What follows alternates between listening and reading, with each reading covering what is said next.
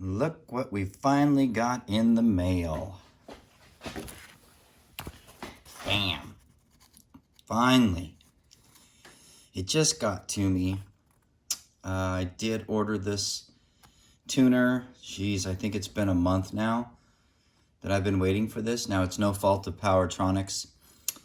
The UPS distributor here in Portland, I guess, seemed to have damaged the original one or destroyed it or something, but it never got to me from UPS. And so an email to Powertronics, and they said, all right, we'll ship you one out in a couple of days. And so they must have shipped it out in a couple of days, and it took, 3 or 4 days to get here. So finally got it. FuelX Auto Tune. Let me see, I guess it's FuelX Lite Pro. Pro model. Come on now. Get out of there. I've put other commanders in, fuel controllers in. This one looks like it's it feels like it's pretty stout. It feels like it's pretty robust. So we're going to do the installation on this together, and hopefully this time I won't have any stripped out bolts. Incidentally, I am still waiting for the replacement swing arm bolt that thoroughly stripped out so bad that I couldn't even save the bolt. I couldn't put a die on it and fix it.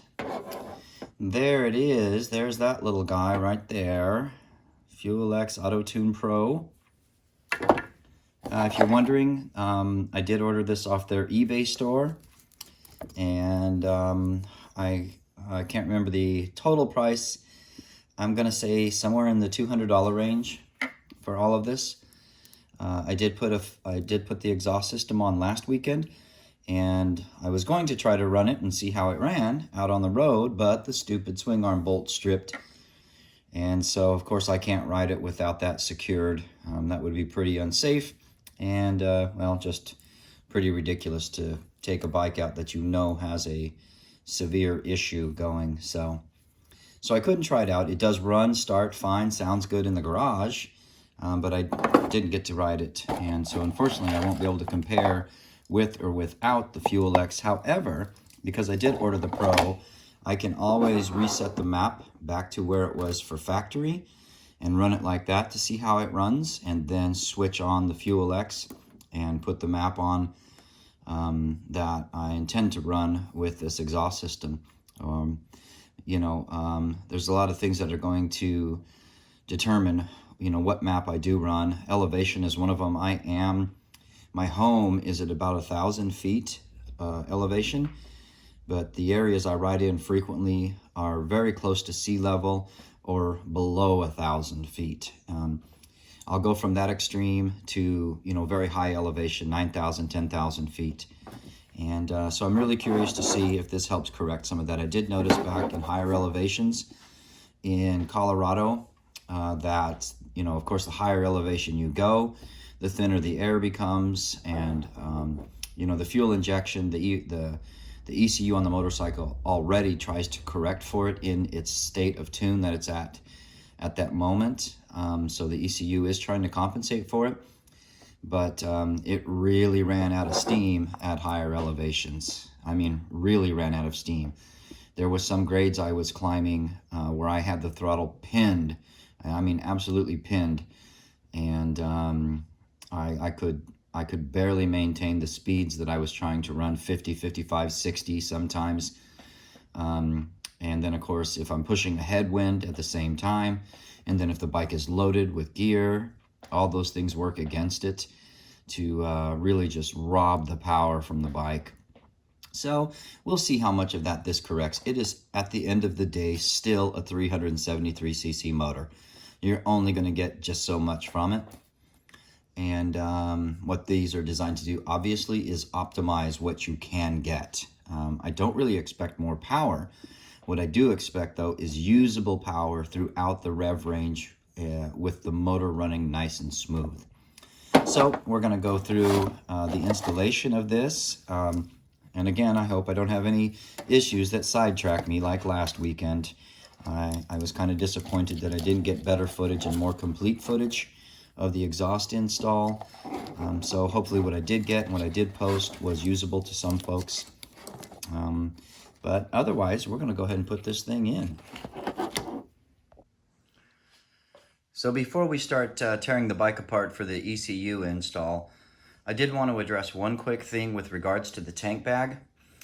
Some people have different ways they like to fill their motorcycle up with gas when they're running a tank bag.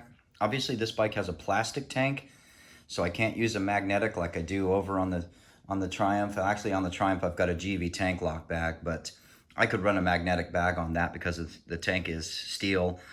A lot of my bikes have had steel tanks, ZRX 1100 steel tank, so magnetic tank bags are awesome because they just pop on, pop off. But this one obviously doesn't have that option. So this is the factory KTM tank bag, and filling it is not as difficult as some people think. And some people have different ways they like to do it. Some folks will completely unzip the base all the way around and pop the bag off that way. I'm not really sure why, just because just to do it the way I do it is so quick and easy. And to be honest with you, zipping the bag on and off, it's kind of tedious. You know, you're trying to get this flimsy zipper to line up and then zipped all the way around. And if the bag's full, that becomes even more difficult. So I'll show you real quick the way I do it. It's super fast. The very first thing, make sure your bars are turned all the way to the right, like mine are right there, because my kickstand is on the left. I usually fill the bike from the left side. So just one unclick there, one unclick there, and the bag just simply slides over. And I got access just like that. Just that quick. And my key's been getting a little sticky in the filler cap. Why that is, I don't know. I'm sure something else is trying to strip out. I should shut up. Just like that. Bam. And I'm filling up. Lock it back down. Do-do-do. Do-do-do. And then I just slide the bag back over, clip back on. There's a lot of nice frame down there that you can attach these straps to. So it makes it nice and easy for you to just clip them back on. And I don't think that took me a grand total of 60 seconds. Done. Voila. Some people say they just unzip the bag and fill through the base, but I don't know how they do that because it's solid. Here's the zipper and here's the base. So when I just leave the base on, I don't see how they can fill up the tank. And that's another thing, you're gonna fish around for a lot of zippers here. There's about 4.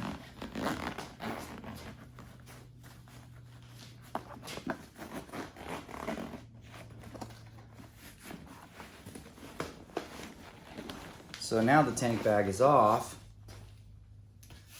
and if you look, that's how much mine covers up the filler cap. So it's not going to be super easy for me to get that filler cap off. Maybe if you had this whole assembly moved further back, but if you, as you can see, I'm already overlapping my seat with it like that. If I move it further back, then I'm going to be sitting on it. Now, I don't know, maybe your body is the right size and shape for you to do that, but through the years, simply unclipping it, I mean, that's why they put the quick releases on it here on the sides. There's no quick release here, but there are 2 quick releases on the sides, and then boom, out of the way, you're filling up your cap. Just a little public service there for those of you using these kinds of bags or considering them. Got to take the seat off. The back section pops off first. And then the front section just slips out just like that. Now I have watched a few videos on doing this. I have read the manufacturer's instructions as well. It looks like it's a pretty straightforward operation. Obviously I've got the seat off. Next I have to pull the side panels off. I will have to pull the tank valance off here to get to the hoses here that have to be disconnected, the vent line, the recirc. Those have to come off. There's another mounting bolt right down here for the tank. And we're gonna go from there. I gotta pull the side body panels off right there on both sides. I have seen some of these with crash guards that come all the way up like this. And I'm sure that those folks have a little bit of trouble getting these panels off. I think maybe some of them will just take them loose and just kind of lay them to the sides like that, but I'm not going to. These are the factory crash bars on a 23 model. So I've got tons of access here, it looks like, or at least that's how it appears, but we'll see.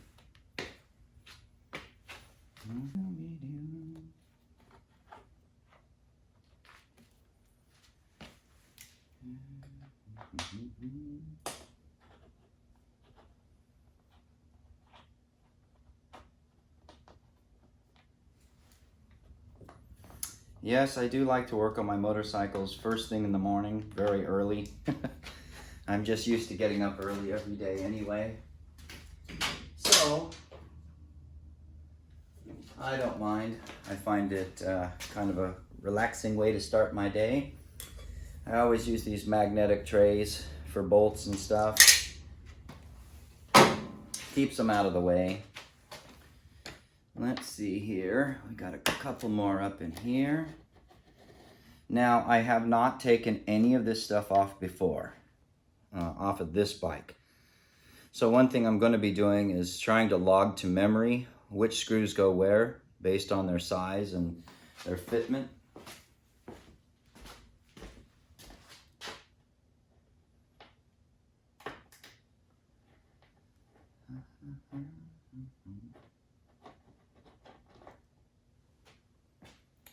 Two more.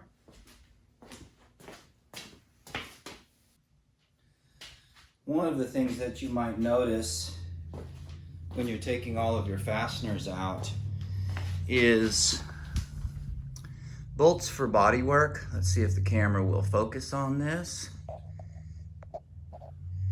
Have that little shoulder on them. And that little shoulder is there so that it can compress the boss right here up against the metal frame without crushing the body panel. So it makes a really strong connection without doing damage to the body panel. If you're anchoring your body with bolts that don't have that shoulder, the odds are pretty good you might be crushing it. Now, some of them will have a metal insert in the shoulder that, and that's what that insert is for. The insert takes the place of this boss. So just something to check, and it makes it kind of handy whenever you're reassembling your bike, because you'll know that you should be looking for a bolt like this to kind of help you put bolts back in place from wherever they came. So just a little tip.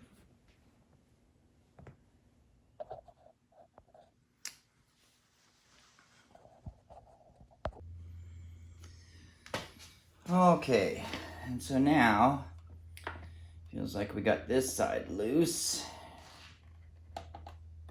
Let's see here. See if we can wiggle it on out. There we go. Okay. These little fasteners fit right into rubber grommets on the bike right there and right there. I have broken so many of these off through the years, especially the older a bike gets and the more brittle the plastic becomes. And it feels like they did do a very light oil on them. And that's typically what I'll do too, is I'll put a little dab of oil or grease on them so that when they go back in, they go back in easy, and the next time you have to remove them, you don't have to worry so much about breaking them off and ripping them out. But this one here is really, really strong. This one in the middle, I thought that there might still be a bolt there because it was so strong. So just be delicate when you're trying to take them off. And once I have them off like this, I'll really clean this up really nice. I haven't really dedicated a lot of time to washing the bike, and you know, I did try to get mostly stupid crickets off the bike, but otherwise, you know, my motorcycles, I tend to ride them, you know, for a whole season, and then I might wash it at the end of the season, whether it needs it or not. but obviously that depends on the kind of terrain I'm in. If I'm in a lot of mud and stuff like that, then I'll wash it more regularly, but all right. So I already popped the fastener on this one loose.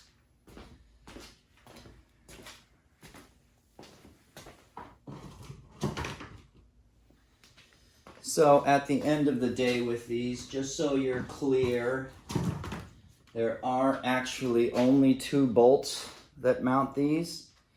There's this one here, there's this one here that sits kind of up under the tank, and then the rest of the mounting is just simply a catch up in here and over here that are going to fit this retainer right there, and then this is going to bump around on the inside over here.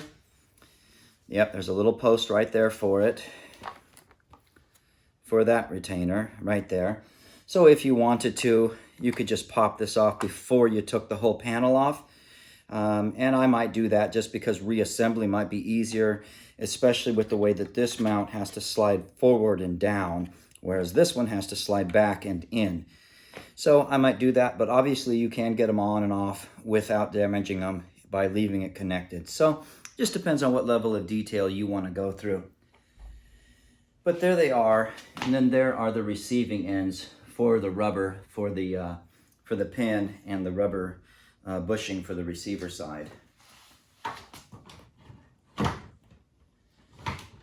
Again, just take your time. I enjoy doing this stuff, so it's not a big deal for me. So it looks like I've got to pull the filler cap off too. Kind of a pain in the butt. But I have to get these hoses loose right here. Let's see if I got the right size all. Oh, looky there. Now, the problem with these is that some of them are going to mount different parts. Some of them will be the main bolt that mounts to the tank.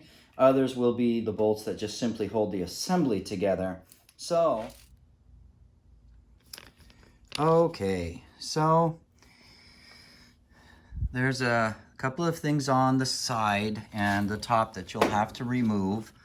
I spared you a lot of my dragging on here, just because there's portions of this that are just absolutely tedious, you know, where you're just trying to figure out how you're going to access something.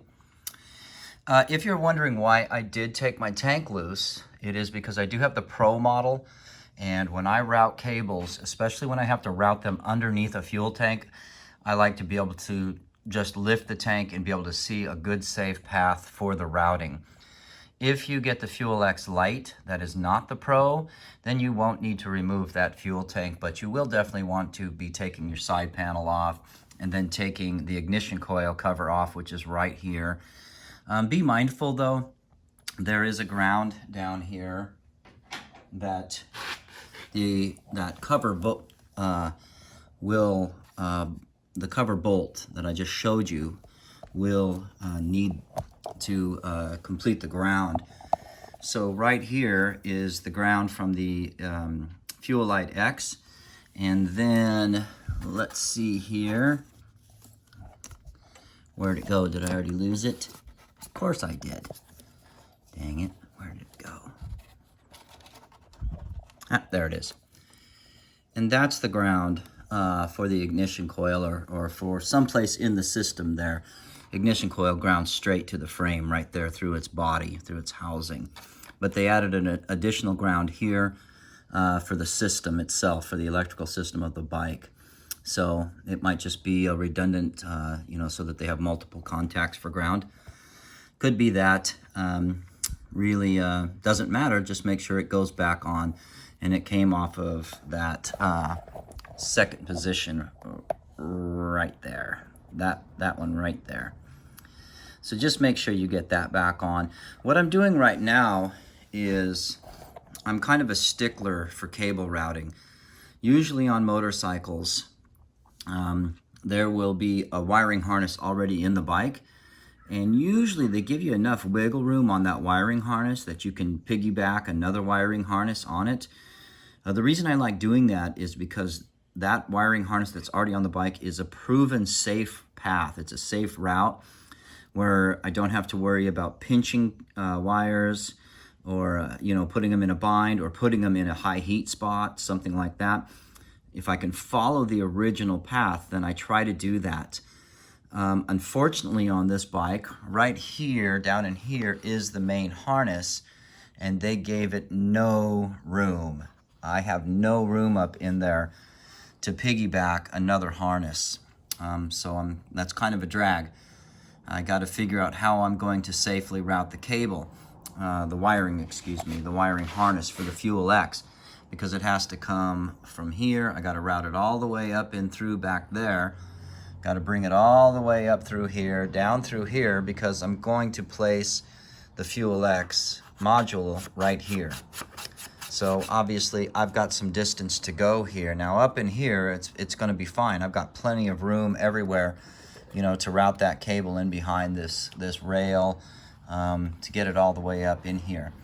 So that's kind of my my predicament right now, is the safest path to route this thing. Someplace it's not going to rub on a sharp edge or chafe and eventually wear through, or someplace it's not going to be in an unreasonably high temperature area where, obviously there's degradation with heat. So I'm going to have to sit here and ponder this one for a couple more minutes and try to decide which way. Now, again, with the tank removal, I do have to route the bar mount controller underneath the tank, all the way up through, and then all the way back out of the tank into the steering head. I'm going to put the controller right here on the left handlebar, somewhere right in here, maybe right here. It just depends on what I can fit based on everything that's behind it. But again, if you don't use the FuelX Pro, you probably won't have to worry about any adjustments on the tank or any movement of the tank. I'm pretty sure you can just do that straight on without messing with that. But again, I am a stickler for routing, and I like to be able to see where I'm routing something, making sure it's not getting hung up on any linkage too, any throttle linkage or anything else that might be under there in the way. So that's why I'm going to the extent that I'm going to. So please don't flame me for it. And also, I do tend to like to take my time, and I don't mind tinkering on my bike and finding out where things are located. There's a fuel filter up here underneath the tank. You got your quick disconnects up underneath here. I think your sending unit is over there on the other side of the tank underneath, that just plugs in. So I don't mind knowing those things. It doesn't bother me a bit, as long as I can get it reassembled safely. All right, so I think I've decided on a nice path. So incidentally, it's these connectors right here. I've already got my FuelX plugged in here, and then on the other one, I got it plugged in right back here, right there, and right there. So those are the two that you're really trying to access. They are the signal from the O2 sensor. And what your FuelX is going to do is it's basically going to insert itself into the circuit of the O2 sensor, and it's basically going to be sending new signals to the ECU rather than just the straight signal from the O2 sensor. Right there and right there, and it is as simple as removing the ignition coil from this side. So it all tucks right behind it, and after I'm fully satisfied with my routing, then I'm just replacing the ignition coil back into its mounting point. Gotta squeeze that guy back in, gotta squeeze that back in there, just like such. And I will, of course, be replacing the grounds as well. And that's pretty much it. And then your cover goes over this, and your cover utilizes the mounting bolts for the ignition coil right there.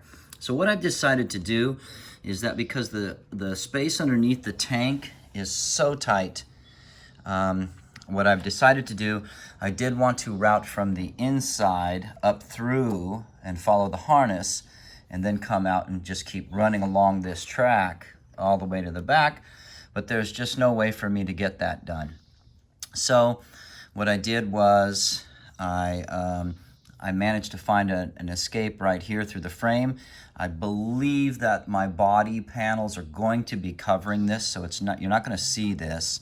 Of course, right here is my coolant fill right here, and you can see that, and I know that. Remember, if you think about your bike whenever it's all put together, obviously you need to be able to see the coolant fill. So you can see this when the panels are on. And so basically all I'm going to be doing is taking my harness and running it up here a bit high and tight like this and securing it up here. And if I put the panel on and realize I can still see the harness a little bit, I'll just do a little bit more tucking until it's clean, it's sanitary, it looks good.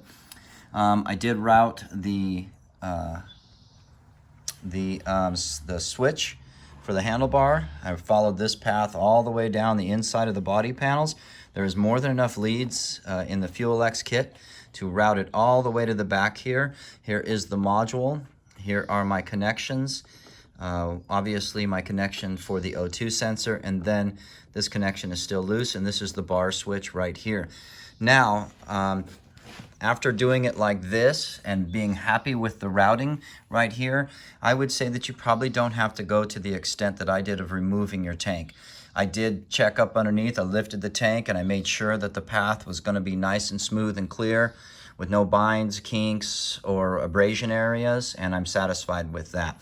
So again, this is just how I do it. You don't have to do it the same way.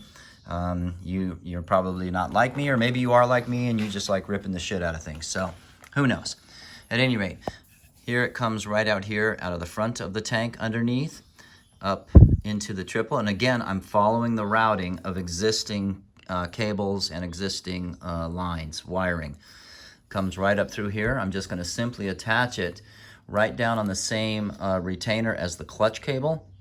And of course I will swing my bars all the way to the right and all the way to the left before I secure this.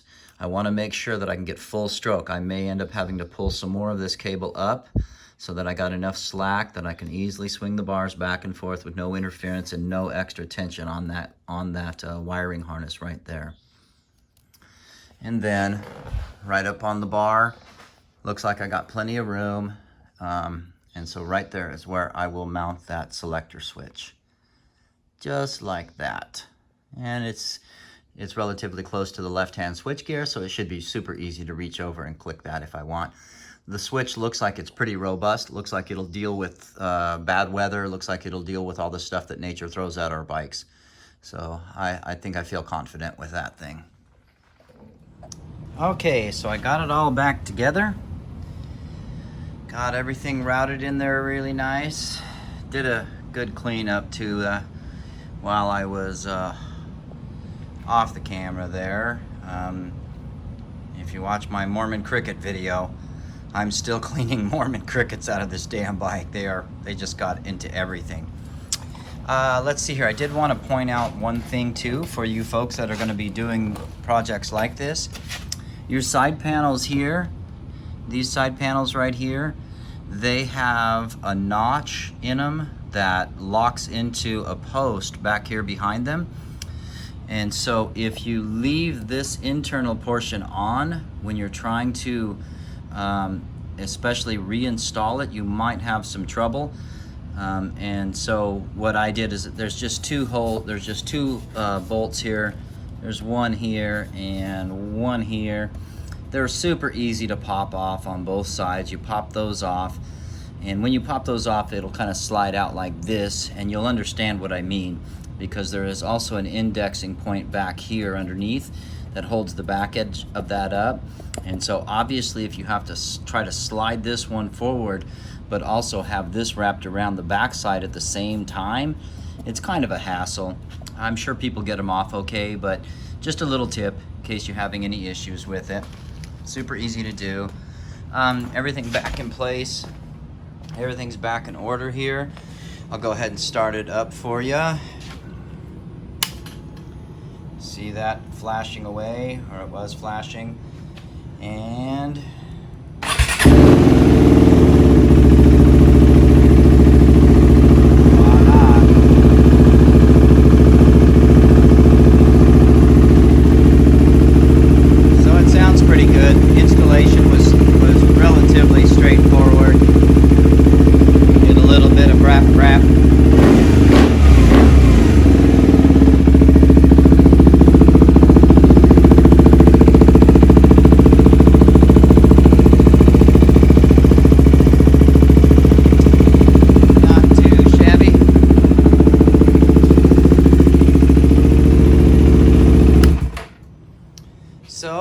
that takes care of that portion of it.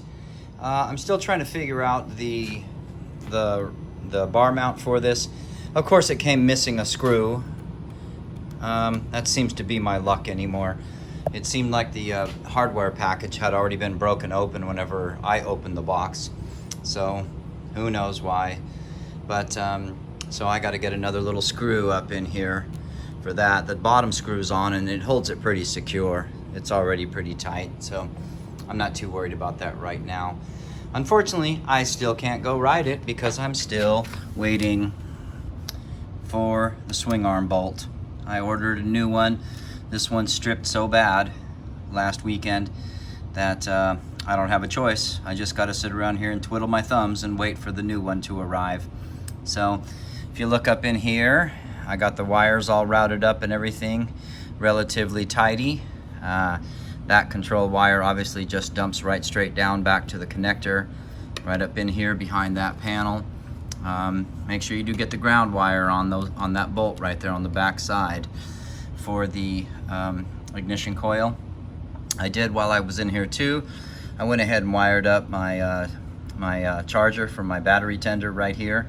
I always keep one of these hanging out like this on my bikes so that in the winter time I can just boom, pop it in, be done with it. I also have some heated clothing.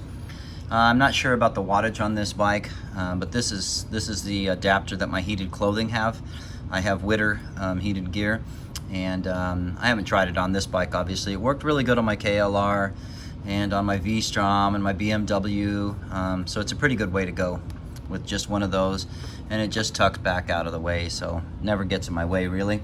And that's about the same location I always put it on, is right about in here, or sometimes I'll wire it between the back peg somehow, just so I can just flip it out and plug it in and be done with it. So other than that, I'll give you a report on a riding experience with it as soon as I get that stupid bolt replaced. Otherwise, on a degree of difficulty scale, I would say in a scale of 1 to 10, this might have been a maybe a 4 or a 5. It's not super difficult, but you do have to have the hands of a 5-year-old child to get in here to undo the factory connection and do the FuelX connection. It is incredibly cramped and confined in there. Otherwise, it's just a matter of routing wires, pulling body panels, putting body panels back on. By and large, though, in comparison to some of my other bikes like my ST4 Ducati, if I had to even if I had to just work on change the battery, it was 25 minutes of just body panel removal to try to get to the stupid battery. Whereas this one, everything is really pretty well exposed. The belly pan is one of the biggest pains in the butt to get off this thing, but otherwise not too shabby, not too bad. But I think that's about it for this video, folks. If you have any comments regarding the FuelX Pro, especially the operation of it, I've obviously removed the resonator, and I have a can on it. I've got a canister on it. So if you know what setting tends to work best with that, especially if you're near my elevation of about 1,000 feet, that's my home elevation, go ahead and tell me what map you run. We have maps 1 through 10. Number 3 seems to be the factory map. Number 2 and number 1 are lean maps, and then from 4 on up through 10 are enriching maps. So tell me which one you prefer if you've used this system, and I would be eternally grateful. Otherwise, you folks keep the helmet side up until next time.